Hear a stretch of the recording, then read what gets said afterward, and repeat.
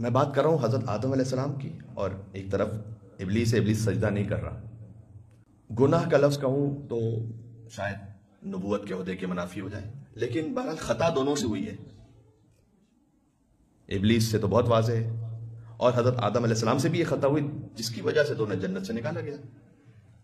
لیکن خطا کے بعد دونوں کے رویوں میں بڑا فرق ہے. ابلیس تکبر دکھاتا ہے، غلطی ہوئی،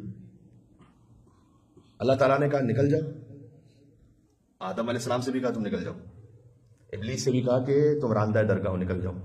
اس نے کہا لأغوینہم اجمعین، جا تو رہا ہوں لیکن اب دیکھ تیرے بندوں کو کیسے بہکاتا ہوں، سب کو بہکاؤں گا.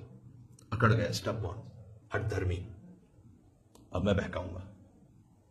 دوسری طرف آدم علیہ السلام سے اللہ تعالیٰ نے کہا آپ نکل جائیے جنت سے. فما ربنا ظلمنا انفسنا وان لم تغفر لنا وترحمنا لنكونن من الخاسرین.